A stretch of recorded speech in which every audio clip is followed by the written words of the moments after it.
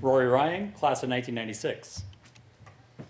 Although Rory Ryan earned the individual honors one would expect of a Hall of Fame member, his defining trait was an insatiable desire to win.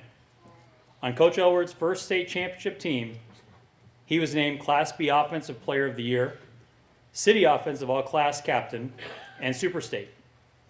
When he graduated, only he and his brother Bill, Hall of Fame class of 2014, had posted multiple 1,000-yard rushing seasons.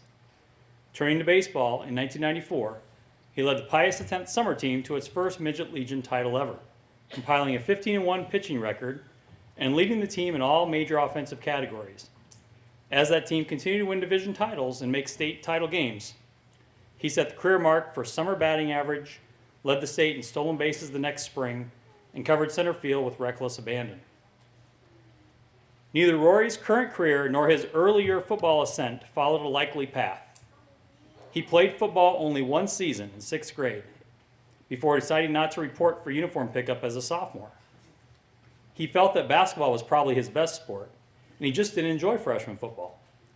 But after hearing this news, his brother Bill drove down from Omaha, where he was playing college baseball, and convinced Rory that he'd regret not giving it a shot. Sheepishly, having missed uniform pickup, Rory walked into Coach Elward's office and asked if he had any equipment left. Coach had a set of gear bundled up waiting for him. Ryan's path to becoming a tenured law professor at Baylor Law was just as unlikely.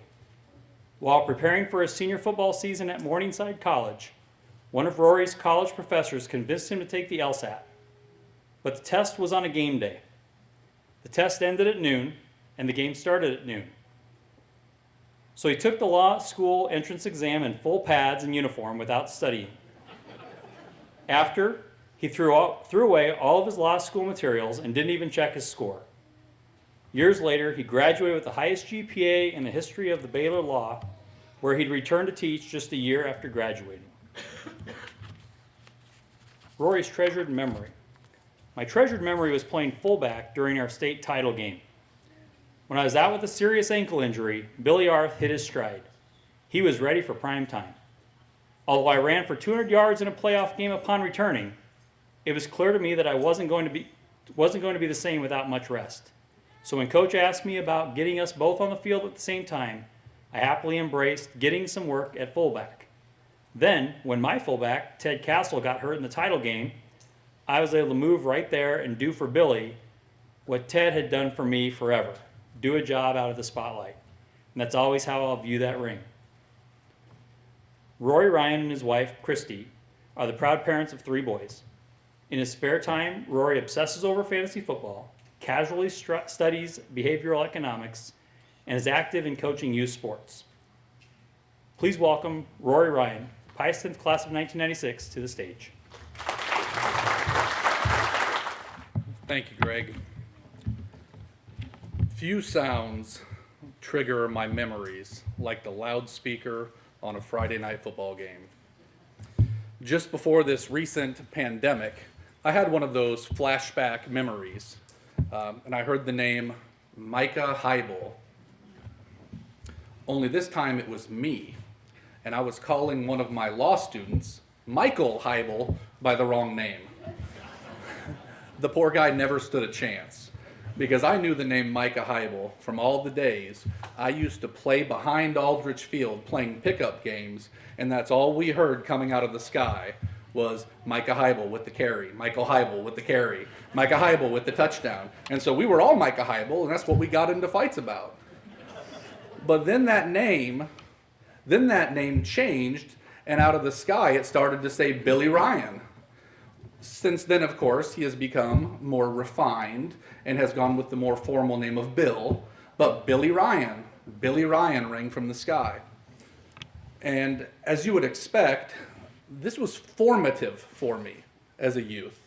My brother's name is being called out of the sky, and this is the same brother that I consistently dominated in all things. Whether it's Nerf basketball or playing in the backyard. So I heard that and I thought, well, I might be able to get my name over that loudspeaker too. In more seriousness, joining Micah and Bill and all of those people those women and men whose names I heard come through the sky, some of whom are now here in the Hall of Fame and many of whom are in the audience, it is a true honor, and I deeply appreciate everybody involved in the process of selecting me. Although my vivid flashbacks happen less often after 25 years away, reflecting on this process and this speech, I've enjoyed it, and I've enjoyed looking at how much my experiences have been shaped by my athletic career, by my teammates, and especially by my coaches. Starting with coaches. In all seriousness, I still want to be Coach Tim Aylward when I grow up.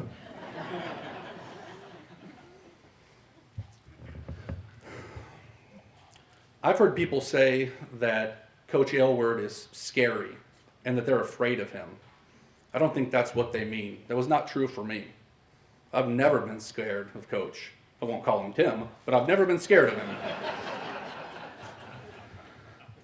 But I was terrified of ever letting him down. And as I reflected on why that was, it's just so simple. It is like the North Star for life, as a parent, as a coach, as a professor. Coach, you never asked us to do anything you wouldn't do. You never asked us to be anybody who you were not already. You didn't talk to us about composure and then lose your mind on the referees often.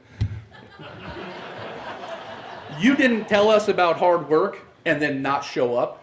You were who you asked us to be. And for that reason, that has been my North Star for everything that I've done. And being part of his first championship class was really, really cool. Probably my favorite moment in sports history was in 1995 when we were playing at Aurora. We were playing for the state title. The game was close, but it wasn't in danger. It wasn't in jeopardy in the last few minutes. Coach Aylward is on the sideline, and he's doing that thing that coaches do when the game is over, but they won't admit it. You're up 172 points, and they're telling you to get back, and this game's not over yet.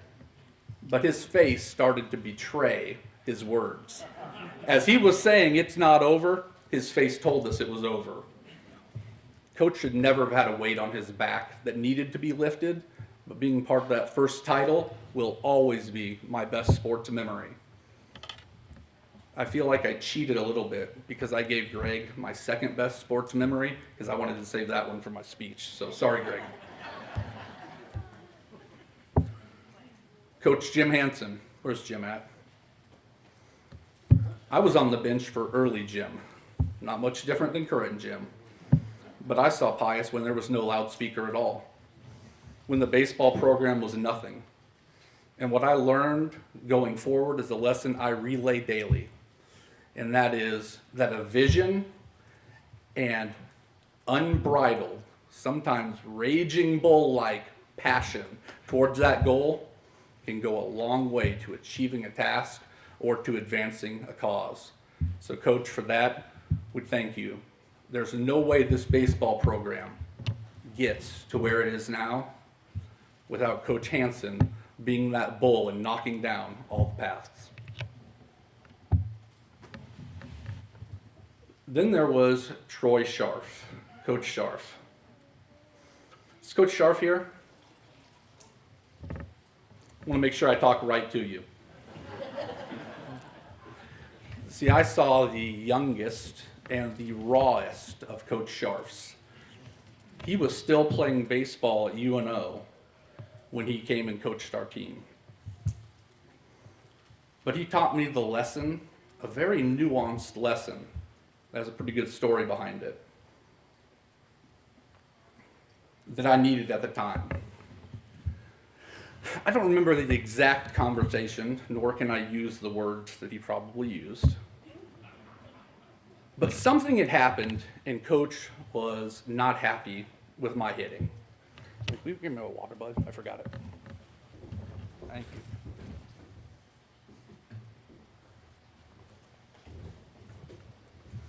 And he looked at me, and I wasn't sure what the trap was. And he said, "Do you know how good of a hitter you are?"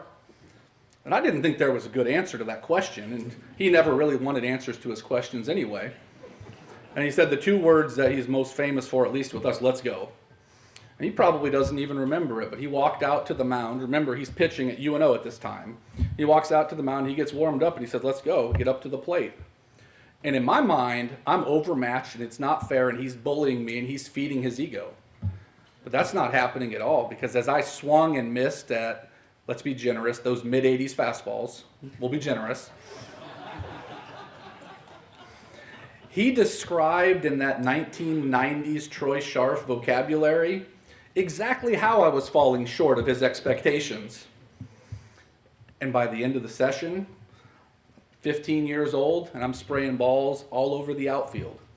And he looks at me with disgust that you knew wasn't real, and he just said, "See, this is something I get to pass along a lot.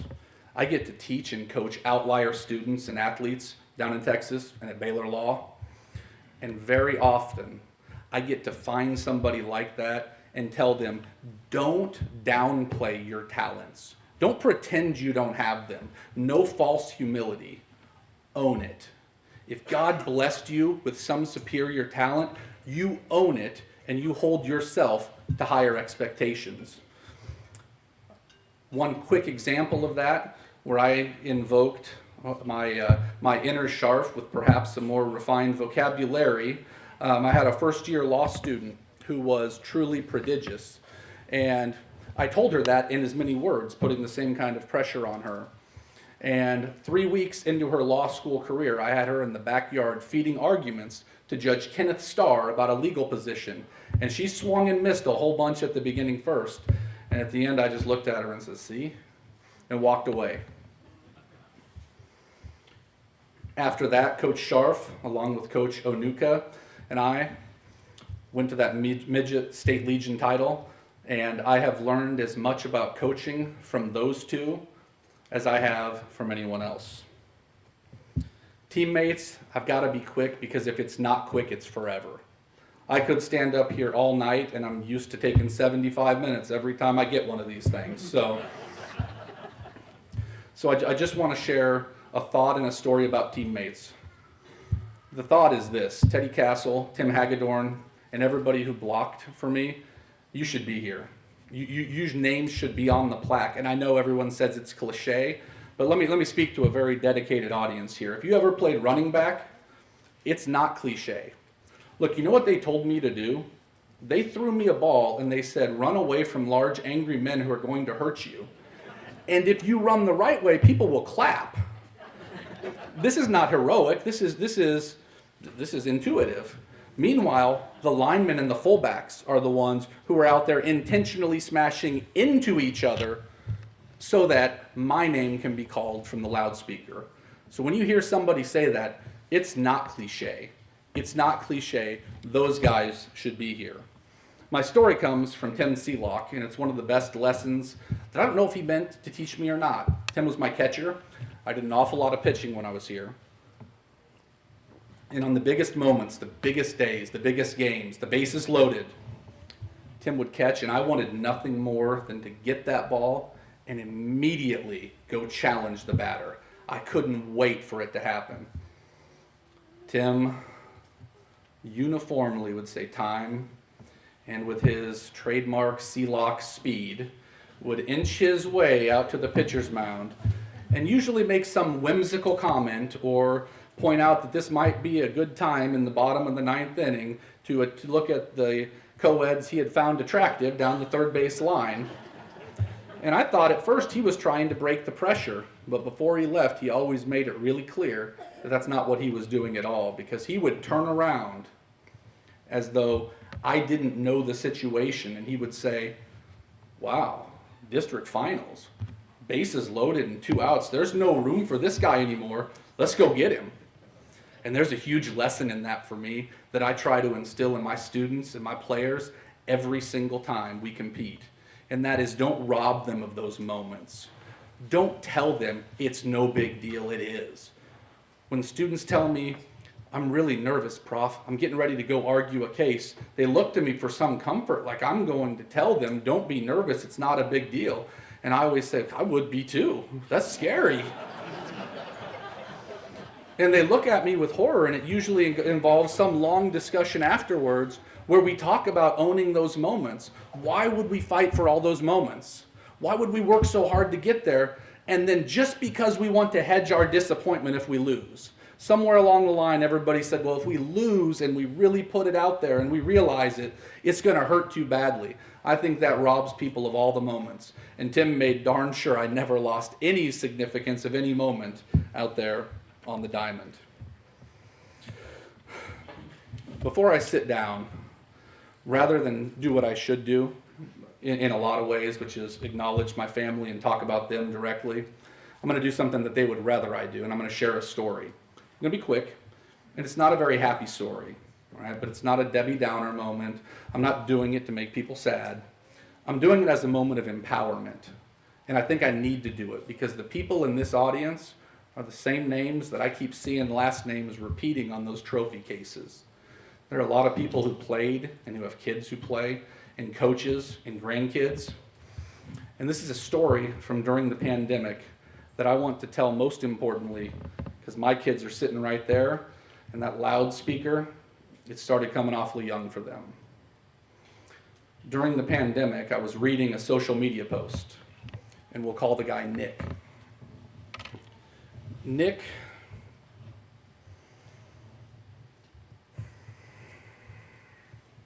after 24 years graduating, Nick told his story on social media. He shared what his 1995 and 1996 school year was like. That's when we were winning the state title. Nick's a lot like me now, and we're friends. Nick is a little bit nerdy, hopefully in a good way, at least him. Nick loves to write.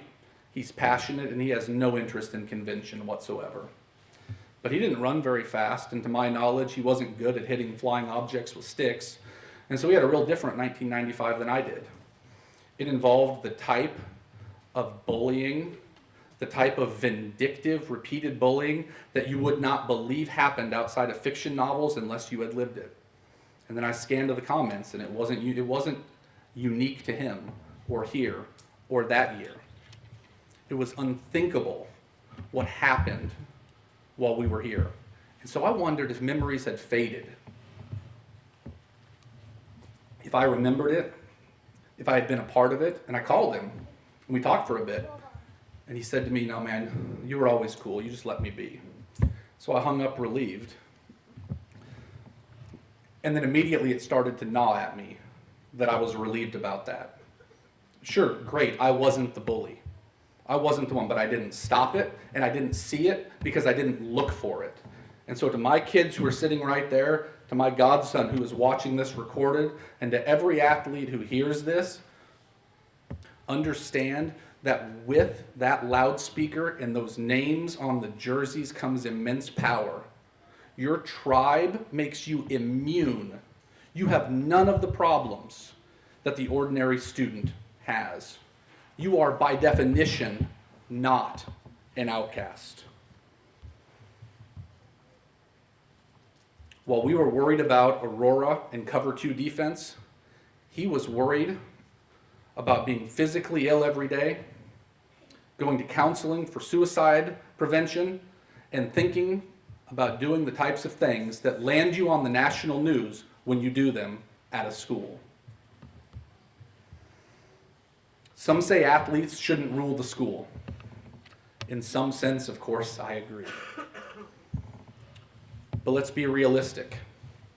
Lincoln, Roman, Case, Davis, and all you athletes, in a sense, history will repeat itself. You will rule the school. You will rule the social order or have a big impact on it. Be better than I was. Use your power to identify and protect the vulnerable. You might prevent the next suicide. You might prevent the next whatever disaster it is. And here's my ask, it's very simple. Change the culture so that every student in your building, every one of your classmates knows that when they see the name on a jersey or they hear the voice calling out a name on a football field, that those names identify the people they can go to for help. Those are the people who are there to protect them. Those aren't going to be the ones bullying them. That's who they can go to if they have a problem.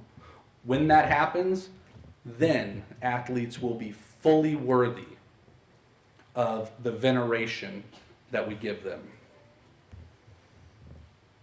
I knew I'd run out of time before I got to my family. The only thing I can say is all the great things I say about them explains why my wife Christy, my mom, and you've heard enough about Bill, would rather I talk about my coaches and teammates and my buddy Nick than talk about them. So I close by saying it's pretty cool to join my brother, the member of the inaugural Hall of Fame class. Even if it does mark the very first time he ever did anything faster than I did.